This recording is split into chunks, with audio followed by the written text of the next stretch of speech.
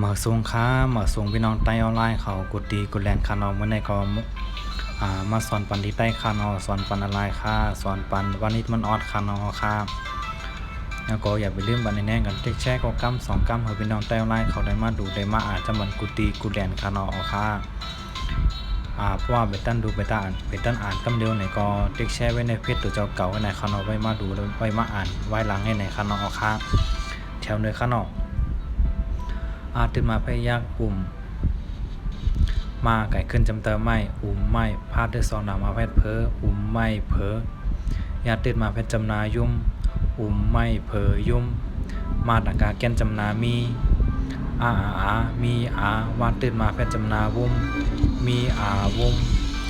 ด้วยซองดามาแพทย์จำมีวุ้มไม่เพอยุ่มมีวุ้มยายักยากาตินมาเพยากลุ่มยากลุ่มยาตินมาเพจำเตยยุ่มยากลุ่มยุ่มยาที่2ยักอยู่ยากลุ่มยุ่มอยู่เอเซล่ายักจำแรกยากลุ่มยุ่มอยู่แลไม่เพยุ่มมีวุ้มยากลุ่มยุ่มอยู่แลผ้ากางกิ้งเพออิสกะยักจำก็อิสกะยักจำก็เพอก็มาดังกาแก้นจำนามีเพอก็มีที่2ดังว่าพยาจำเพอก็มีตื่นมาแพทย์ปุ๋มเพอก็มีปุ๋มไม่เพอยุ่มมีวุ้มเพอก็ยายุ่มความยายุ่ม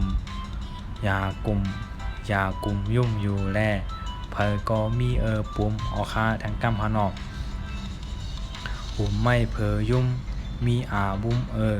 ยากลุ่มยุ่มอยู่แลเพอก็มีปุ๋มออกค่ายาก็อย่าไปลืมปันแน่นกันที่แช่ก็กำ2 กำค่าก่อนที่แช่มันก็อยู่ดีกินไว้มีเงินมีคำกุดีกุแลนค่านอออกค่าส่วนบันที่ใต้หลายค่านอมาส่งค่า